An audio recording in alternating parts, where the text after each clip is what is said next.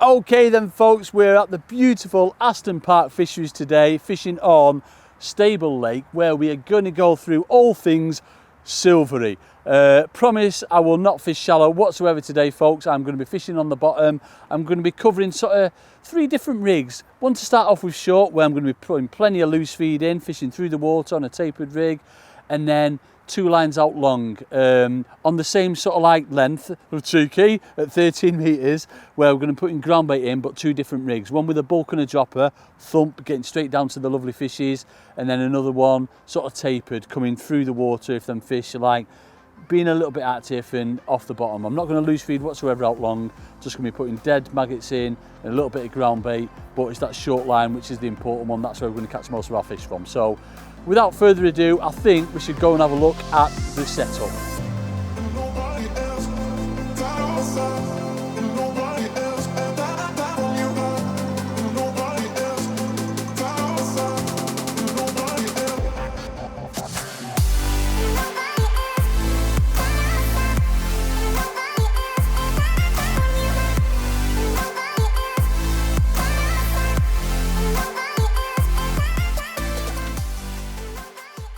Okay then you lot, let's go through rigs and more importantly where we're going to be fishing them. So silvers fishing, you've got to consider an element of loose feed 100%. As I said before in the intro, we're not sort of like proper into winter yet, but it is coming cold at night time and it's noticeable. The carp has started to slow down and the silvers are proper having a chew. So element of loose feed then, usually on my short line, that's where I'm going to be loose feeding. That's where I feel as though I'm going to get the most out of my peg. You know, we're just drawing the amount of fishing. My long line on all these venues this time of year is going to be where I either put micros in, target the skimmers, or what we'll be doing today is putting ground bait in. We'll go through obviously the bait mix in a bit, but basically I've got a really sort of over wet ground bait, quite a bit of fish meal in, but then sweet as well, you know, something to attract the bigger fish into my peg, the bigger skimmers, bream, but then the sweeter mix will attract sort of everything else in there, and obviously the little skimmers as well. So not as much loose feed in that, more sort of like your dead maggots, your casters, maybe a few pellets, but certainly short line, it's all about the loose feed element, which leads me on to the first rig, and a rig that I do for sort of 90% of my silvers fishing. Now bearing in mind we're sort of just into October now, but this will stand you in good stead for all winter coming up. The only thing that I change folks would be the elastic. Now this elastic is perfect for sort of this time of year until we get the first sort of couple of frosts, and it's the 7's Dura.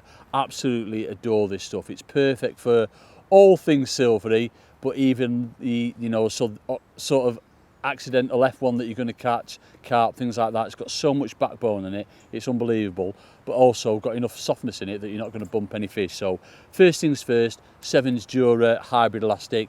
Change that to your Preston 6's slip or your 8 slip when it goes really cold, so your yellow or your black single slip.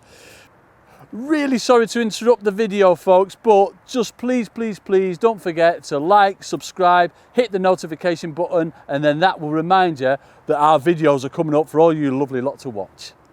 Coming down the rig then, main line for everything all the way from now all the way through until it comes warm again next year, unfortunately folks, is 0.16 AccuPower. Yeah, really robust, don't have to go any heavier, don't have to go any lighter, 0.16 main line for absolutely everything, dead simple. Now you'll notice on this short line, because we've got, there's 5 foot, because we've got just over 5 foot, that's why I've got a real short bit of line between pole tip and float. What I'd normally do, certainly for all my silvers fishing, is go a lot longer. I'd usually have like minimum of 18 inches, 20 inches something. But because of the depth, that's why I've gone shorter. And now, certainly fish like Ide and Roach, notoriously fast biters, hard to hit. That's why I've gone a shorter line so I can get straight into them. What I'll be doing with this rig, talk you through the shotting in a sec, flicking it out away from me, holding a tight line and just watching the float through, which leads me onto the float itself. You can only get that kind of presentation with a carbon stem float. All the floats I'm using today, the carbon stem F1 maggot. The next thing to consider would be the size. Now even though it's 5 foot, I'm only using a 412 float in 5 foot of water, simply because I want the fish to be able to watch my rig as it falls through the water with the shotting pattern that I've got. Yeah, flicking the rig out. If you've got a flat bottom, I'll talk you through that more when we're plumbing up, but if it's flat bottom, cheeky, not on a slope, you can lay it in left and right, your rig. But if it's sloping away, it's far better to flick your rig out away from you and let that rig come nice and natural into the banking. And so 412's float, nice and light, so you're watching that float all the way through, so you're going to be intercepting these fish through the water on the drop kind of thing. Back shots as always as well, folks. Got 2 number 8s just above the float, 4 inches away, something like that. Now coming down the rig, so you'll see here, I've adopted my favourite tapered shotting pattern. Honestly, folks, I can't stress how important this shotting pattern is for your silvers fishing. You know, the colder it gets, the more this shotting pattern comes into play. Obviously, today it's sort of like a little bit milder. I get away with a bulk and a dropper or bulk and 2 droppers, but I want to show you how important this tapered shotting rig is. It's so important. So we've got it's all number 10s through the rig. Our main sort of like little bulk, if you like, is just past 18 inches. You can see that there on my top kit.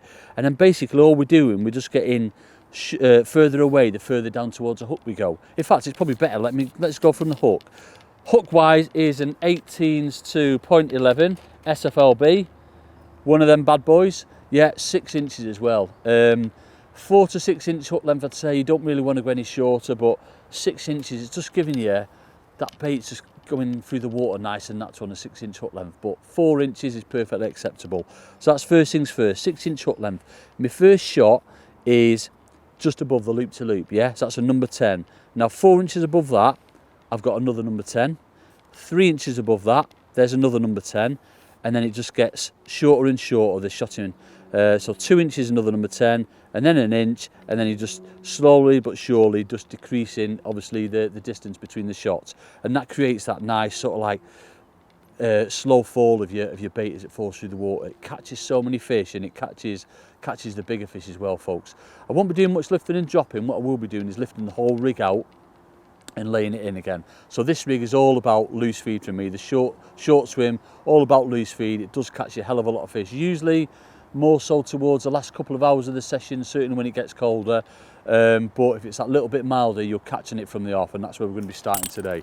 So that's the first one. That's what we're going to be starting off on. My rig for my other line, my 13 metre line, and that's the other thing as well you've got to consider, folks, is the distance between your 2 lines.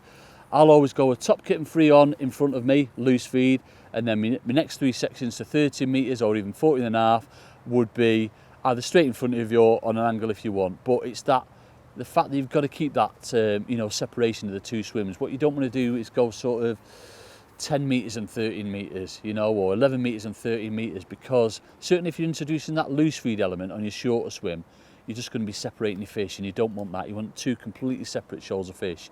So my long line, I'll be putting in ground bait, over wet ground bait with some dead maggots in, that's all. No other particles or anything like that. And I'll leave that for a bit, 20 minutes, half an hour, let them fish get nice and confident. And I've got 2 rigs set up, the same weight of float, but 2 completely different rigs in how they're going to work. My first one is similar to what I've just shown you. Exactly the same elastic, 7's Dura hybrid.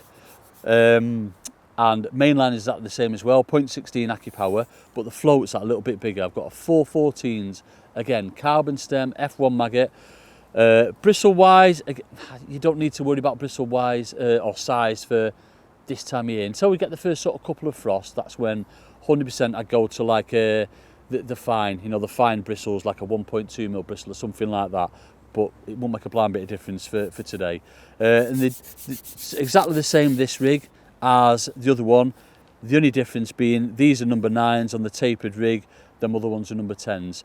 So depending on how the fish are feeding, if there's a lot of sort of fish off the bottom, you know, there might be like little baby roach charging through or eyed and things like that, then that's when again this rig comes into play. Even though I'm not going to be loose feed, no, don't want to loose feed on me long line, it's still important that you're having a tapered rig set up there so you can see, you know, how the fish are feeding. If they're feeding hard on the bottom, that's when the other rig will come into play. But if they are feeding off the bottom, watching your bait down, 100% get on the tapered one. And it's set up exactly the same. Hook length, 6 inch hook length, 0.11 SFLB to an 18th hook. Dead simple. So that's what we'll be starting off on, just to see where the fish are feeding through the peg. If I'm not really getting any fish through the water, which I don't expect to on that long line, because I'm not going to be loose feeding bait. I just want to put bait in for a pot roughly every sort of 15 minutes or so, and then judge from there, see what's happening. I'd imagine this rig would be more productive.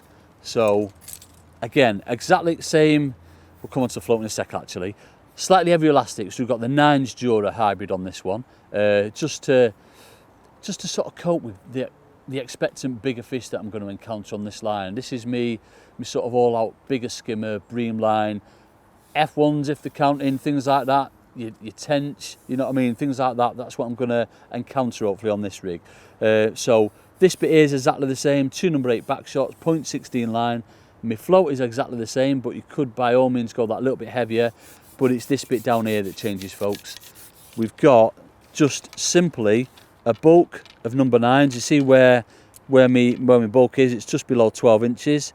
And then below that, I've got a single number 9 just above my loop to loop, and I've got another 6-inch hook length, but this time it's a bit bigger. I've got a 0.13 and a 14s SFLB on this time, where I'll be changing from 2 dead maggots, 3 dead maggots, you know, maybe a bit of corn, bigger expander, depending on what you've got, worms, things like that work.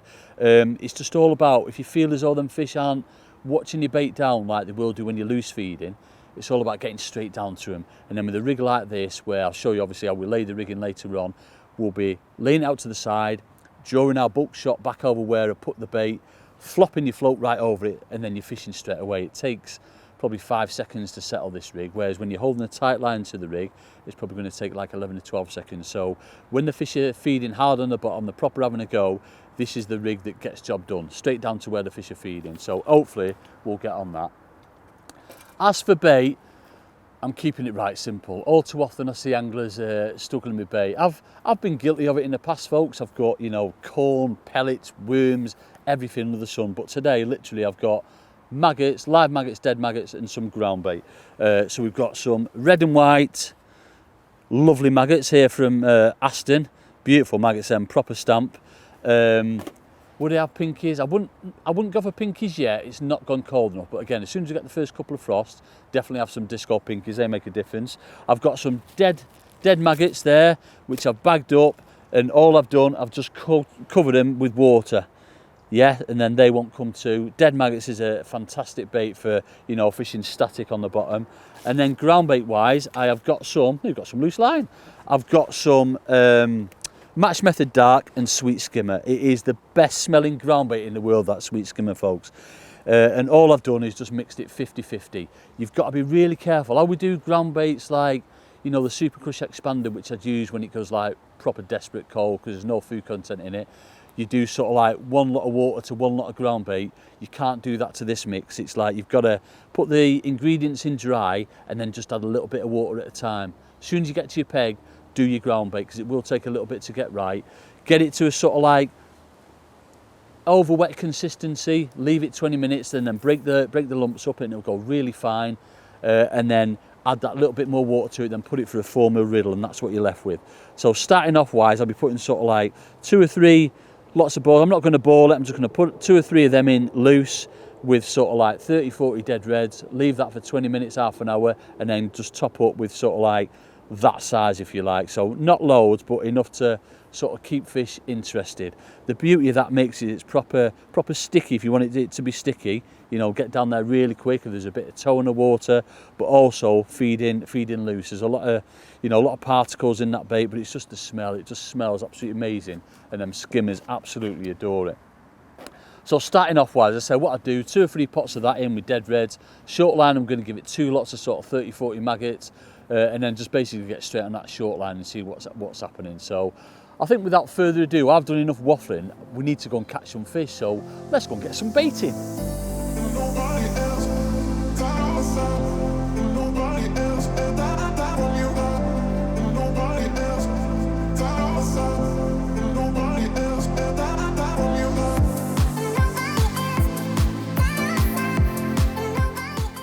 It's finally time to start, folks. So first things first, I'm going to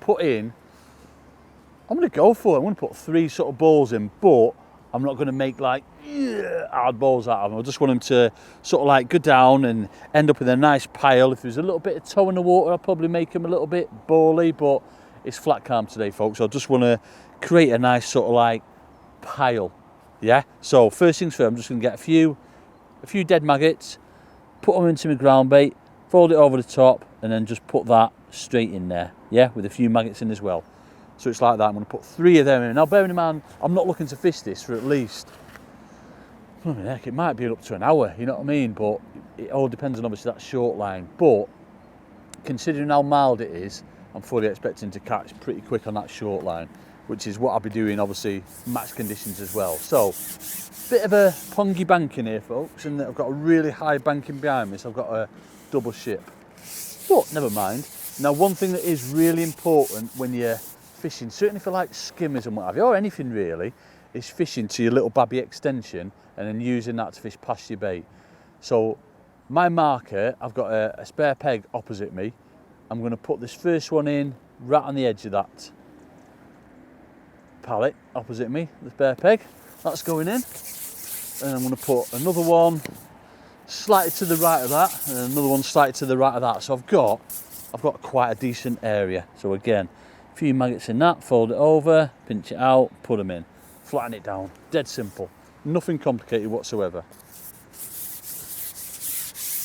Even though, you know, it's three lots of sort of like 150ml pots, might seem a lot of bait, I'm not going to be topping it up, I'm not going to be loose feeding. I just literally just want to put this bait in. This one again slightly to the left, so I'm creating a big area. Get that coming out. That's it. Yeah, I just want to create a nice big area for them. So I'm not going to be fishing it for a while. Just want to see what the response is. And then last lot. So it's probably, what's in there, 50 maggots or so. And then I'm going to come back and get straight on the short line, which I'm sure I'm going to catch pretty quick on. Might get snarled up in F1s and carps today, folks, but it's just one of them things, you know.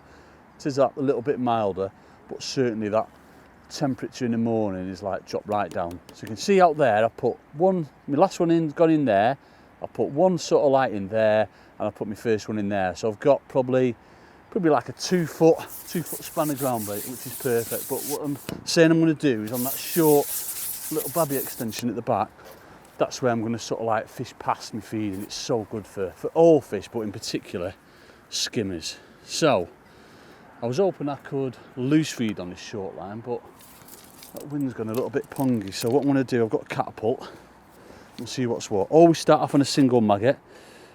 It's weird at the minute, folks. It's like I've told you lots and lots how funny I am with like reds and white maggots.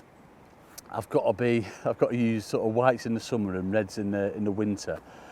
I've got sort of half and half today. I've got 2 pints of red and 2 pints of white. I'm going to start off on a white because that's what I've been doing all sort of like summer and see what happens. But I'm feeling reds already. So literally we've just got a single white maggot on there just to start off with, just see what the response is. We can always like mix it up, go to double, hook it through the side if I'm getting proper fish like through the water on the drop. But to start with, single maggot, and we'll see what's happening.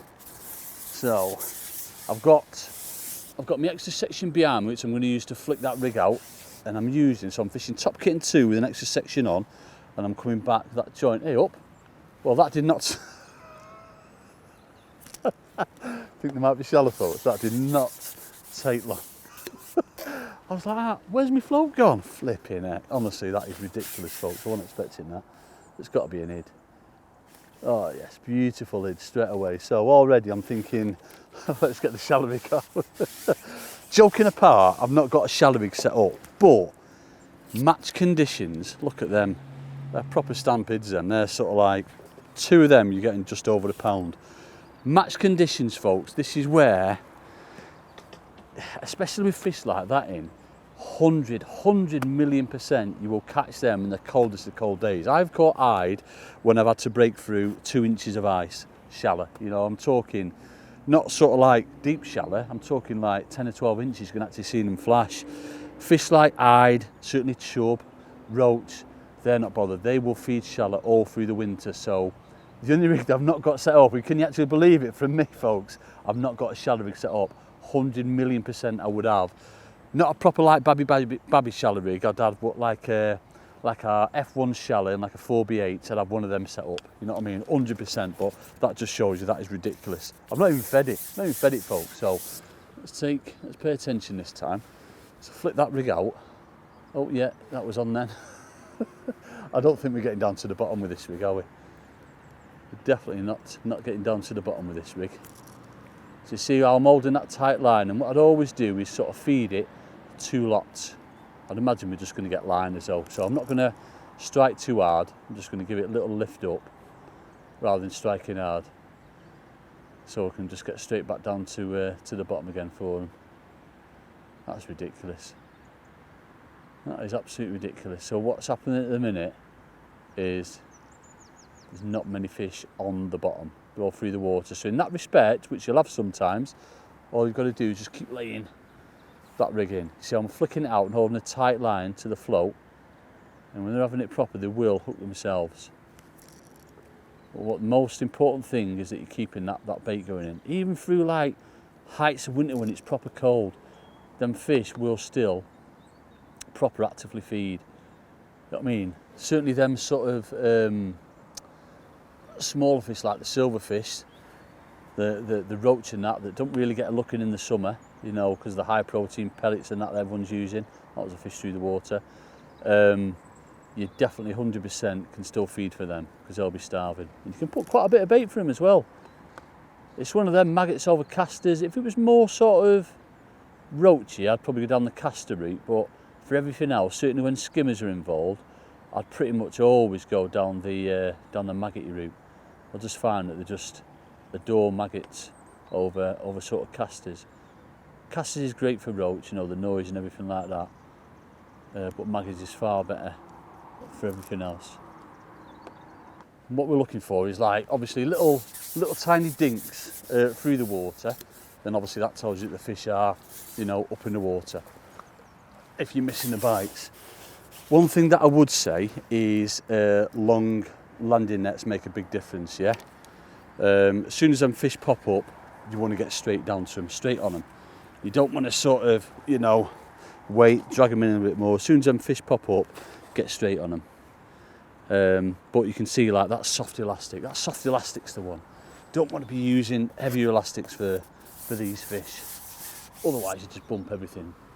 You can see how quick it is, potentially. I'm going to go for a loose feed there rather than a catapult.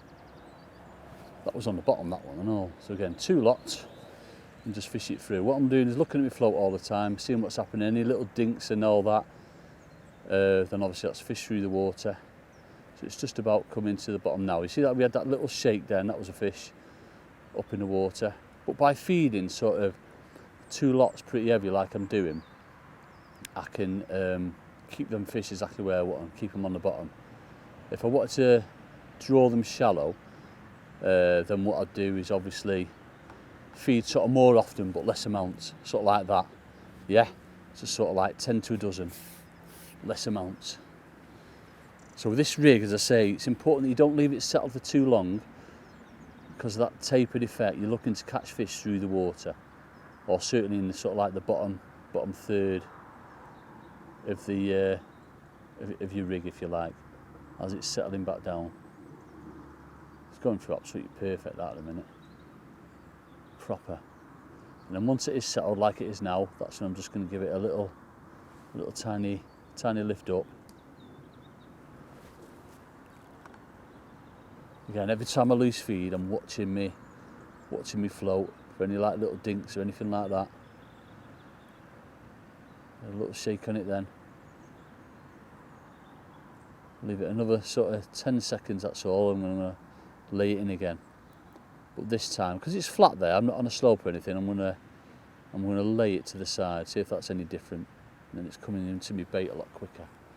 So just lay it out to the side and hold that tight line to your float. There we go. See, that fish was on the drop. That's why you've got to use a carbon stem float. So that was laid in that a little bit different that time. Little babby heads, beautiful wintry fish. Most important thing is when it's like this, when there's a lot of fish to be caught, when there's a lot of bites to be had, is that you don't get ahead of yourself and forget about your other swims. Now, I wouldn't really have that many other swims. I wouldn't really have a edge swim or anything like that, folks. It's that swim out there that I mean. Yeah, time flies by, especially when you're catching fish and you're in the zone and you're obviously keeping that bait going in. What you've got to do is keep bait going in on your other swim. So every 15 minutes, take time out from what you're doing on your short line and go out and feed your long line again. It's so important that you're on with that. Otherwise, the fish are going to bypass you and go to someone else who is feeding. It's so important that you carry on with that. A little dink then, another little dink. So these, little bit of weed. We don't want weed, do we? These fell off. That maggot's come off as well. That's no good, is it? That bloody leaf bit go down my guy. So what? Set the shallow rig up, folks. I'm not going to though. I'm going to resist the temptation. Let's get that on a tight line. And again, 2 lots. 2 lots of feed. It's just the best. Oh, look at him swirling there, folks. Oh my days. It's just the best way of fishing ever. I love silvers fishing. It's just the fact that you can carry on feeding, you know what I mean? It's my favourite way ever. Keeping that bait going in.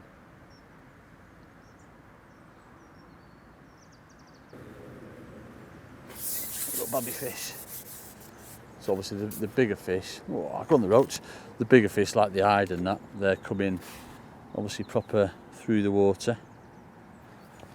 So I'll carry on with that again. I'm not going to leave it more than sort of like a minute settled, if you like. Lovely fishing though. It's just the fact that, I suppose, this style of fishing, you just carry on getting bites, through the winter. It's just amazing. So what I'll do, I'm going to carry on catching these fish short. I'm going to top it up again out there. I'm going to get one more fish here and top it up again out there. And then I'll probably leave it another 20 minutes. Little baby roach. I'll leave it another 20 minutes. I'm just going to put another little ball in out there. So not as many maggots this time, literally sort of 15 if you like, and not as much ground bait. When you're getting ready to go on something, don't give it as much bait. Because again, we don't know what this punch is going to be. We like to think that, they'll be on it straight away, but you don't always know what that response is going to be.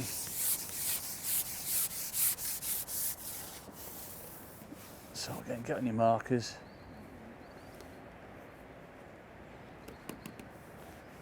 That's it. So important that you carry on with that feed, folks, yeah? Don't just stick to one thing, carry on catching fish. Because if you do, you're letting someone else nick your fish. And that's not what you want, is it? You want to keep them in your peg and they go, right, wind's gone nice again now. And a loose feed. Lovely. Oh, there's a dink through the water.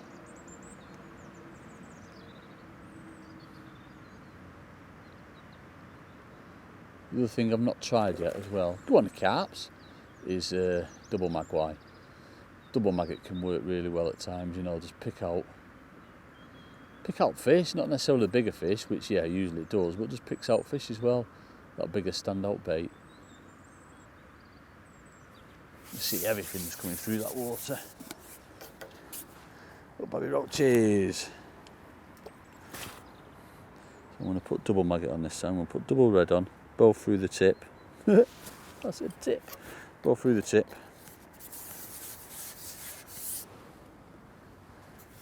Let's see if we get anything better.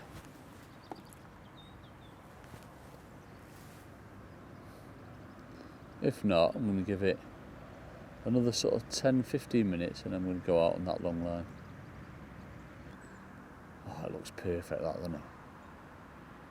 Perfect. Oh, there's a little babby fish. Right, pretend I come back and check them maggots. Little babby fish that. Yeah, so keeping that bait going in, so important that, folks. And this as well, you see I'm holding that tight line. Oh, a little dink through the water. Big bubble come up then, that's not a good sign. It's a bit carpy.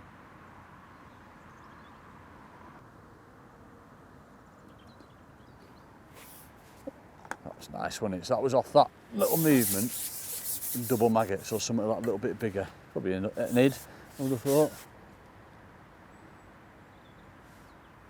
Yeah, go on ids. So, look at them fish. So, double maggot, got me a little bit bigger fish, but literally the fish just before this was like a tiny perch or something. So it just shows you, you know, that standout bait can sometimes get you a bigger fish, but it's just, as it says it is, that standout bait, you know what I mean? It will catch your fish when other baits won't. So what I'm going to do, I'm going to carry on with this for another sort of 10 or 15 minutes, and then I'm going to go and have a go on that long line to see what's occurring out there. But as things are at the minute, folks, if I was in a match, I would be going getting me shallow rigs. You know, it's just one of them things, you know, sometimes you have like a week of cold weather, then as soon as like you get that spike in temperature, the fish won't think anything to come up really quick up in the water, you know what I mean? But as I say, even in the depths of winter when there's been ice on the water, you will still catch shallow. But first and foremost, you can't just go straight in and fish shallow for them. Yeah, you've got to be fishing rigs like this, see what's in your peg, and only by obviously fishing and feeding, that tells you what's happening in your peg. It's obvious that the fish want to come shallow. We've seen some swirls with our floats moving a little bit, and obviously we've had most of our fish through the water on the drop, not on the bottom. So yeah, as it was, max conditions, I'll definitely get my shallow rigs. But as it is today, I'm going to catch a few more on this, and then I'm going to go out long, see if we can target some of them skimmers or see if there's any different fish out there on the ground bait. Join me in a bit. 15 minutes later then, folks, and it is absolutely gone ridiculous on that short line. I can't get a blooming rig in the water for like getting bites on the drop and this, that and the other. There's so many fish shallow. So I've asked Salt nicely, he said, Salt, please let me get a shallow rig out. And he said yeah. So I've jumped off my boat. It's quicker than you can think, and I've set a shallow rig up. I've got to, like, joking apart though, obviously, even though it's been cold at night for the last couple of days, it's still pretty warm through the day. You know, it's getting to sort of like mid-teens, and it does take a while for them fish to proper go into like the winter mode. Having said that, certainly fish like eyed, roach, chub, hybrids, even skimmers, they will feed shallow all the way through winter. So it's something that, as I said before, when we first started off, I would always have a shallow rig in my armoury.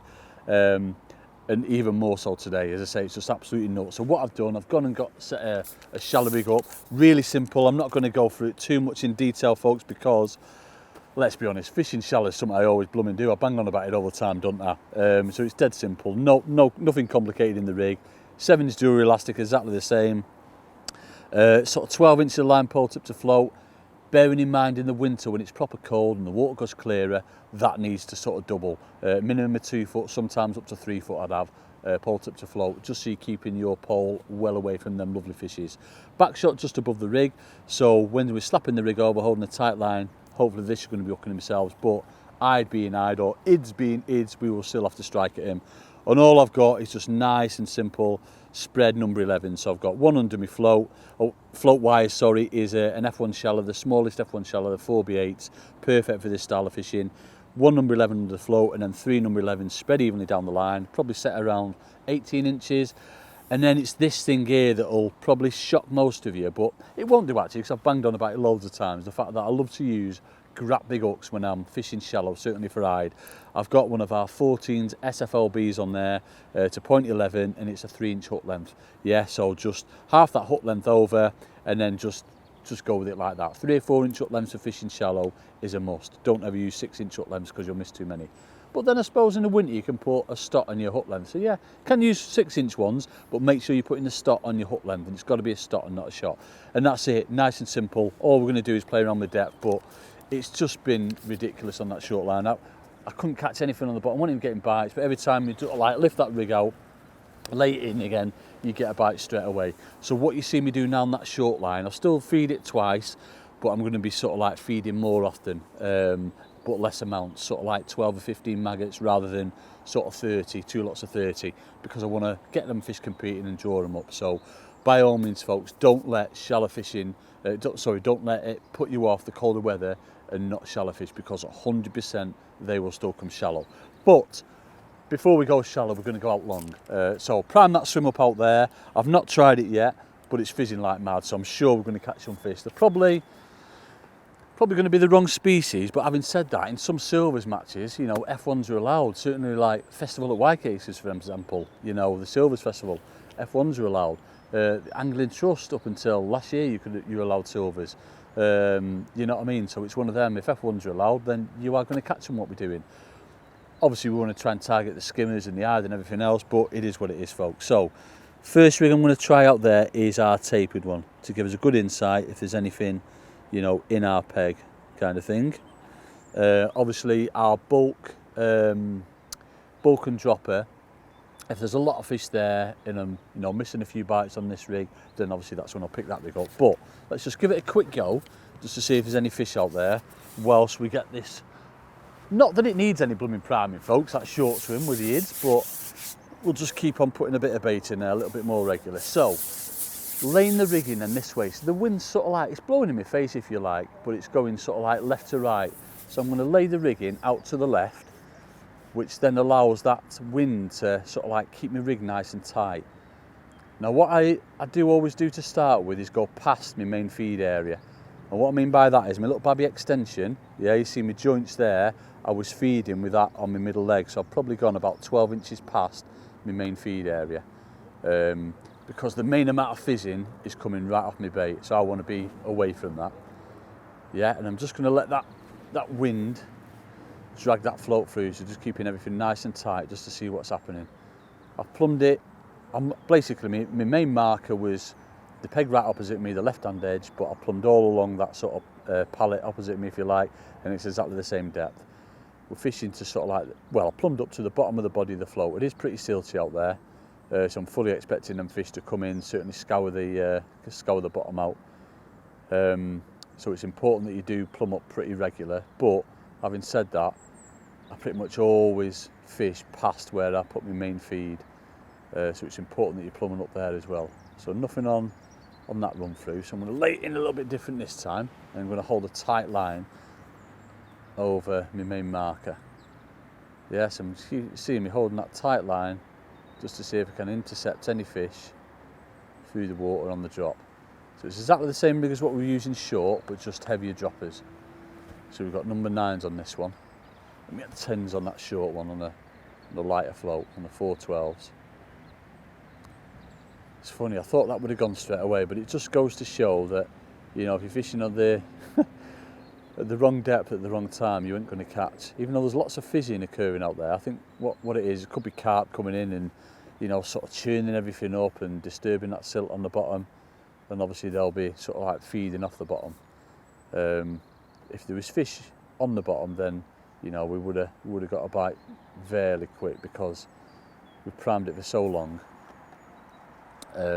You'd expected a sign straight away like that one. Yeah, got a wind's that one, didn't I? And we had a bow wave as well. I don't even know what this is. It's going to be an F1, isn't it?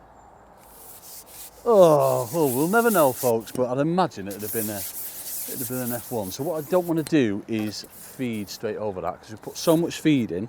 So we put them initial 3 in. Blooming tangled me up, he has, folks. We put them initial 3 in, and then I fed another one over the top. So what I don't want to do is feed again. I reckon that might have been a perch, you know. The maggots weren't touch. I reckon it could have been a perch. They do like a feed sort of this time of year. And that can be the trouble sometimes. If you don't set that up proper on them bony perchy mouths, you do blooming bump them. So yeah, so let the fish tell you when they want a top up out there. The fact that I've had that bite after, you know, sort of 3 minutes fishing it, I'm quite happy with that. Don't feel the need to put any more bait in yet. There'll be loads of bait out there. And by fishing past it, as I say, you're avoiding all sort of like the churning up and this, that and the other. Interesting, when we did up that fish, that we had a big bow wave off a carp. So I'm convinced that obviously that fizzing will be off carp. Another little dink then, so that's what's that? That's an F1, isn't it? Well, it might be an id actually. You see what I mean about priming the swim? Yeah, as soon as you go on it, you should be into fish pretty quick. But as you'll see when we come short shallow, folks, it's going to be a lot quicker than what we're going to be catching out there. Yeah, I think this is an F1. Yeah, pretty sure that's an F1. But as I say, some silvers matches you're allowed F1s, so don't let it put you off. Especially little babby ones. But the most important thing is that you keep. Oh, it's a little stocky, so these definitely wouldn't be allowed. Lovely fish though. And it doesn't matter when you're pleasuring, does it, folks? You know what I mean? Lovely little babby mirror stockies. Go on, the mirror stockies. Yep, they're beautiful, them. Look at that. Look at that. He's like proper stunning, fully scaled mirror. Look at that. Love him. Perfectly hooked. We'll put him back. I'm not putting him in the net. Keep on with this feed. So you see I'm feeding more often, but less amounts. And I'm with 2 more dead reds out there. So even though it's wrong species, I say it's just for the conditions, but it does go to prove by priming it and leaving it, you will be into fish a lot quicker than if you just went straight on top of it, on top of the feed. But it's a good little tip that though, folks. Remember to fish past it, yeah? So there's my joint, which was lined up with middle leg, so we probably are, yeah, a good foot past. Good foot past where we've put the most, well, all of our feed, if you like.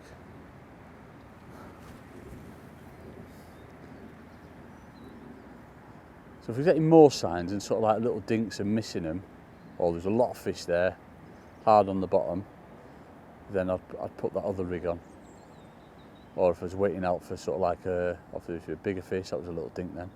Forgot to strike them, folks. Then I would put that other rig on just to get down there a lot quicker. Or the other thing, if there's a lot of small fish present, you know, on this sort of tapered rig, little babby fish, intercepting it on the drop, then again, heavier rig, just bomb it straight the way through them and get straight down to the bigger fish. It does make a difference.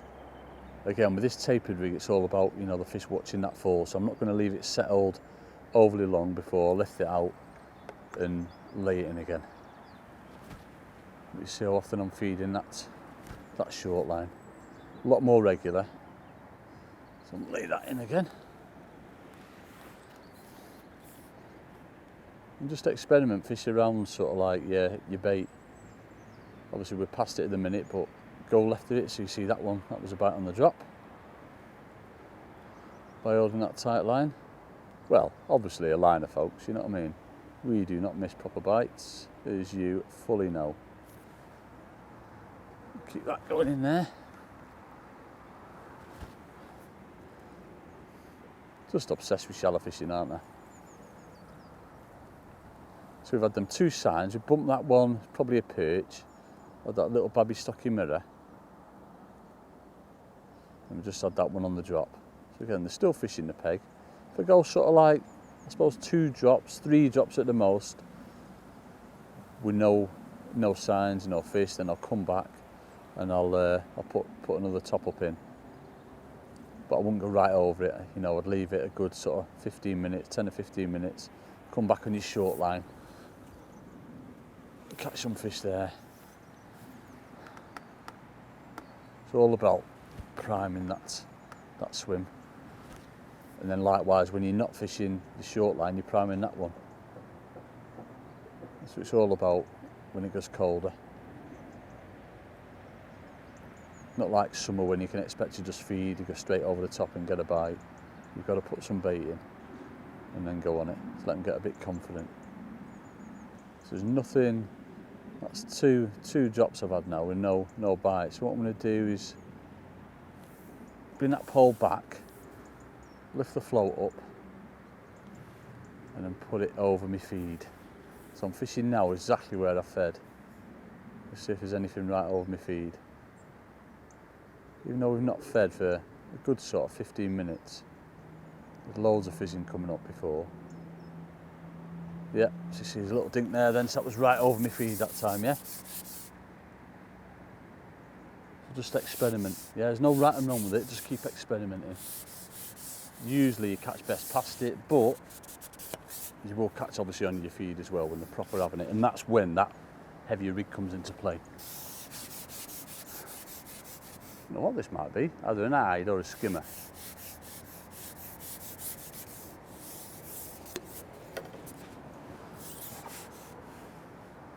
Oh, an F1. Oh, a little Bobby Stocky. There's going to be in it. Little Bobby Stocky. Yep. Little Bobby Stocky. Here we go. Little Bobby Stockies.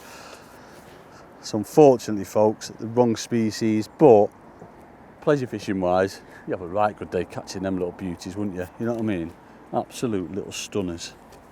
Absolute little stunners. Won't put them in the net. So match conditions, obviously, if it's silvers, then you know you'd be coming off them, which is what I'm going to do. So what I'm going to do is come off that. I'm going to feed it again. Another little ball. I'll probably give it 15 minutes and I'll give it a try again. But before that, I'm going to get on my short line. So join me in a bit. I'm just going to top up that long line. And join me in a bit and we'll get on the short line shallow. Yeah!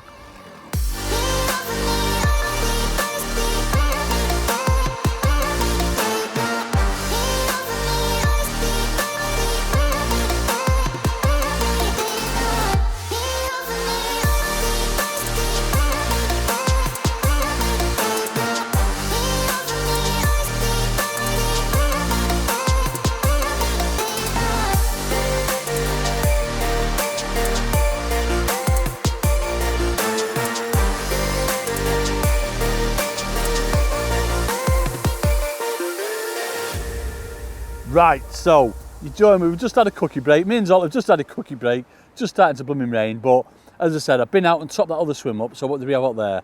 We bumped one, probably a perch. I've had them two little babby carps, and then I've just noticed them swirling shallow there. So I've been and topped up the long line. Give that, using match conditions, I'd wait 15 minutes, 10 or 15 minutes. I don't want to go straight back on it. And then the beauty of obviously keeping bait going in that short line is you can have another little babby run there. So we're going to try it shallow this time now, folks. And I'm sure it'll be completely different.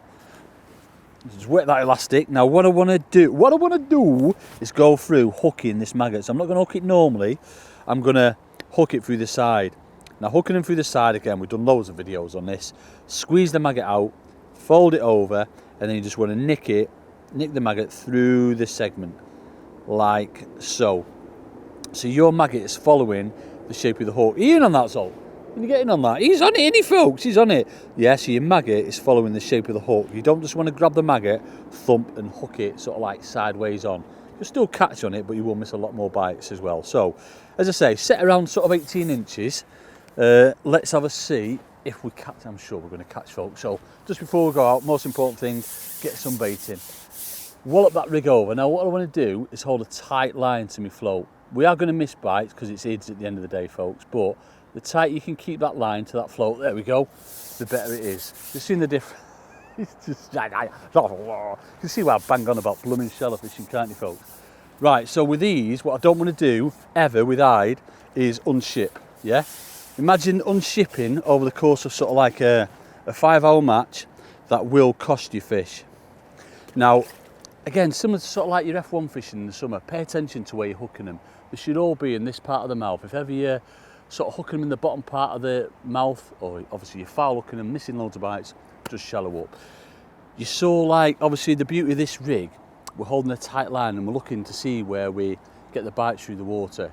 If I was like summer F1 fishing, this would be the same rig that I'd use for like what I call my checker rig before I get the like right positive bulk rigs out and get down to that same depth where they're feeding at. With this one, I'd stick with this one. This is the only shallow rig I'd use in the winter, and just see where you're getting the bites. If most of them, your float's on that kind of an angle, again, it's telling you that the fish is shallower, so just shallow up. That one was right at depth, so it's perfect. Now, again, the beauty of using a bigger hook, side hooking a maggot, that maggot's still good to go, which is why a banded maggot would work as well. So again, just before we go out, put some bait in, hold that nice and tight, keep a tight line, and just keep that bait going in. There you go, so he hooked himself. You've seen the difference, haven't you, folks? Yeah, it's just absolutely ridiculous. So, nice long landing net again, 4 metre. As soon as that fish pops up, just keep on shipping back, and you can do a silly weight in a short space of time. Yes, that maggot's still on, feed some bait. It's all about getting into a rhythm. Yeah, as soon as, like, you've seen how quick we're getting them first couple of fish. There's another one. See how quick we're getting them first sort of 3 fish. As soon as that changes, folks, then you know something's changed, obviously, with the fishing, how they're feeding. So what you might have to do is go that little bit deeper, stop feeding as much to, like, maybe draw them up or something like that, or change the colour of your maggot. That can make a big difference as well. They're quality ids, them folks. You know, the sort of 2 of them and you've got just over £1. He's big on me blooming maggot as well, in folks. So we're going to put another white one on. Now, what I would say, if you can hear me over this blooming helicopter, with stots, and you've got to use stots, folks. This is a thing.